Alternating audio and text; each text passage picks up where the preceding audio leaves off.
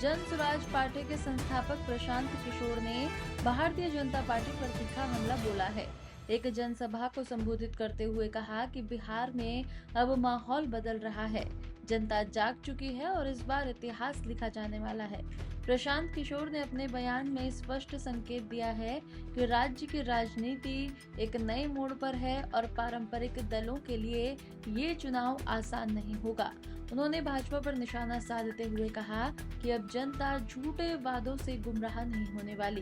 बिहार की जनता ने मन बना लिया है। पिछले 2 साल से गांव-गांव में हम घूम कर कह रहे हैं कि बिहार में 60% से ज्यादा लोग, चाहे वो किसी भी दल के हों, किसी जाति के हों, किसी वर्ग के हों, वो बदलाव चाहते हैं। वो अपने बच्चों के लिए शिक्षा, रोजगार चाहते हैं। जितने कष्ट में लोग जी रहे हैं और इसके बावजूद विकल्प के अभाव में लालू के डर से भाजपा और भाजपा के डर से लालू को जो वोट देना पड़ता है, पहली बार जन स्वराज के तौर पर उनको अब एक विकल्प मिल गया है, एक रास्ता मिल गया है। अब जैसे पत्रकारों को बदलता हुआ दिख रहा है। प्रशांत जी कौन सी विधानसभा से खुद चुनाव लड़ेंगे? 243 की जिम्मेवारी है।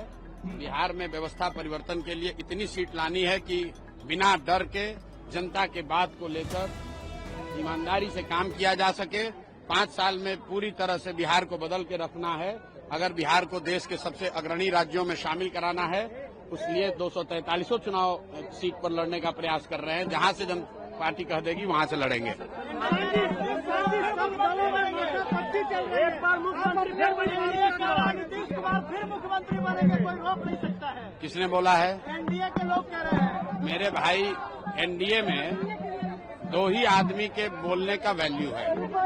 एक है प्रधानमंत्री मोदी जी और दूसरे हैं अमित शाह जी। आपके माध्यम से और साथ में एनडीए के सारे लोगों को चुनौती दे रहा हूं, अगर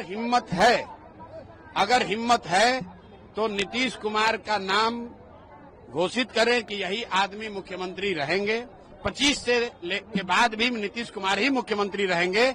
आप अमित शाह जी के या मोदी जी के मुंह से सुनवा दीजिए, फिर हम मान लेंगे। मेरे भाई, इनकी हिम्मत नहीं है। भाजपा यहाँ पर वही गेम कर रही है जो महाराष्ट्र में किया है। नीतीश कुमार को आगे रखा है, सोचता है कि जनता को बेवकूफ बनाकर पहले वोट ले ले, उसके बाद जिसको मन होगा दिल्ली से किसी को अपॉइंट कर देगा।